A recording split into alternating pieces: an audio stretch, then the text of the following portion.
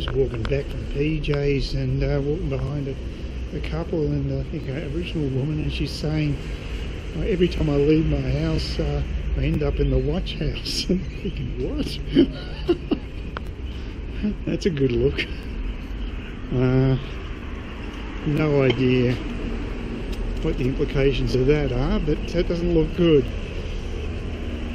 But yeah, went down the pier again, and I like the pier hotel. The only thing I don't like about it is the music. It's sort of like a techno type music for a younger crowd. And then I went to PJ's again, just had a Guinness. They had a couple of decent barmaids on at least. The ones the previous night, they weren't really interested in serving me. And I think, they've got to be very careful with their staffing there. But at least there was a French girl, Sam from Bordeaux. She's nice. And the short girl, I think she might be an Irish girl. She's quite attractive too. And they're okay. And Adrian was on, he was the manager. And yeah, it was all right. But the other thing I noticed about it was it had a bit of a smell to it with the aircon. And I would have preferred to have actually gone outside and read the paper, because there's still a bit of light there. But it was too crowded. There was just too many people drinking there at that time of night. And it wasn't that bad at the pier. There wasn't that many people at the pier. Probably less than there was the previous night. Although down the end I was at, yeah, but down the other end it was quite crowded. So just the distribution of people was different, I guess. But it's crazy not getting out at night around Cairns at this time of year, because it's not, as I say, it's not humid and it's beautiful balmy weather. Just a shame I haven't been able to bump into to Steve, but last Monday was the last time. I just haven't seen him at pubs. Apparently he was at the pier last Monday, but I just can't seem to coordinate when I'm there and when he's there. So, but I don't necessarily want to have a big drinking session anyway, and I'm quite happy to stay at the pier for the happy hour, but I wouldn't want to stay any longer because, as I say, the music's crap. But I might probably should just do a bit more of a pub crawl around the place in the next week or two before I go back to Melbourne. But it'd be a sin not to go out because the weather is so good. I hope this guy's going to stop. These bus drivers, they're pretty full on. I thought he was going to go straight through to the red light then. Or she, who knows, it might have been a female driver. Other news. I cannot believe how inept the Turnbull government is. I mean, they've basically brought up the possibility of a carbon tax yet again. That man has no political ability whatsoever. He has no common sense or political nous. He's not going to last. His days are numbered, I'm sure of it. The thing is his party smart enough to get rid of him ASAP before the rot sets in too far that they're going to basically have to scramble to get someone else? It might be, back to the future scenario where they have to go with Abbott again. But why would you actually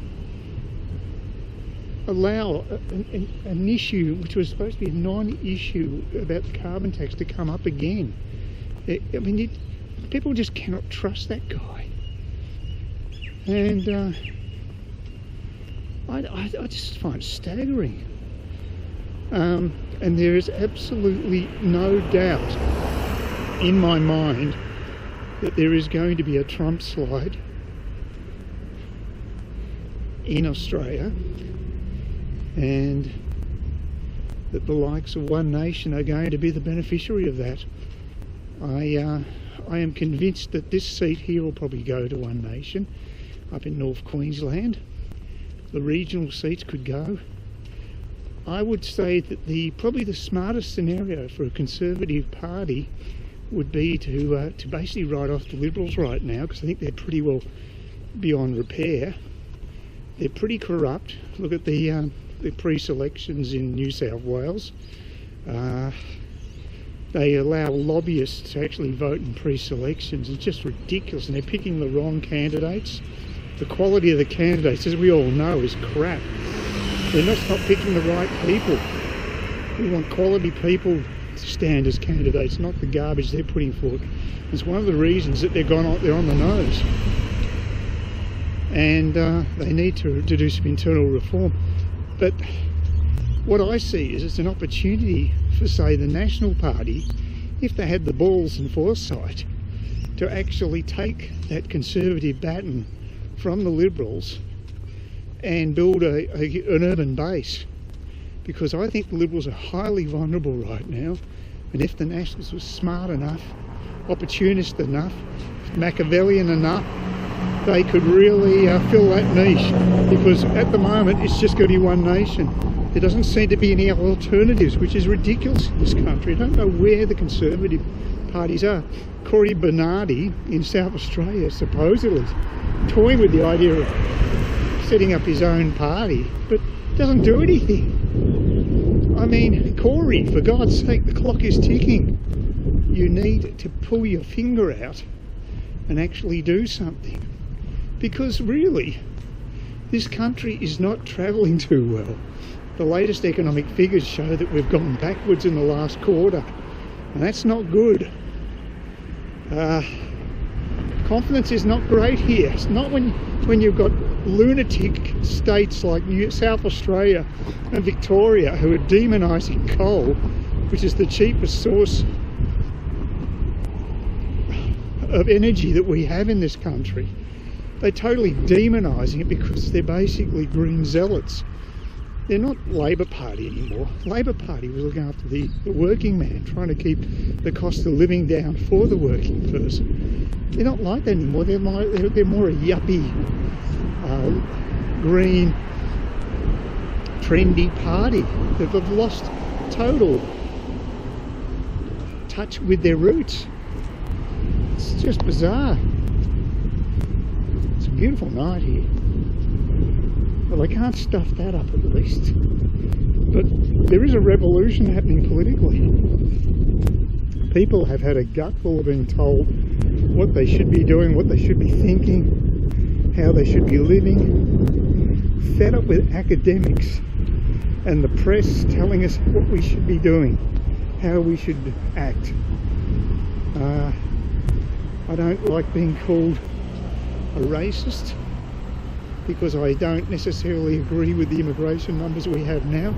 Nothing to do with the racial mix. What it's got to do with is how can we sustain such an incredible inflow of people? What about the infrastructure of our cities? We can't build anything in Australia.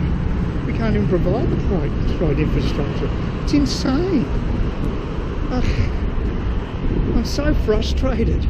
I just would like a rational party in control that can balance the books, get us cheaper energy, and also downsize the Canberra bureaucracy. That's something that Turnbull has never even attempted to do. I mean, you look at some of the inept people in control, such as the ABS. Let's look at the head of the ABS. Look at that absolute fiasco with the census. That guy's still got his job.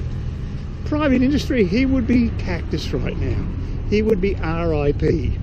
But not in Canberra. He'll probably get a promotion. These guys are actually on big money, 700,000 plus in his case.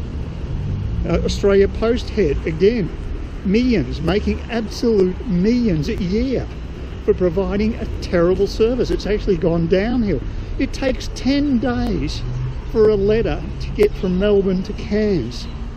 That is ridiculous, this day and age.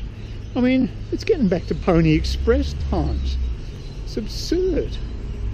So, personally, we need a government that's got the balls to take on the Canberra bureaucracy, downsize Canberra big time, because there's so much waste there in that city. It has been favoured for so long because we've had so many gutless politicians who aren't going to take them on.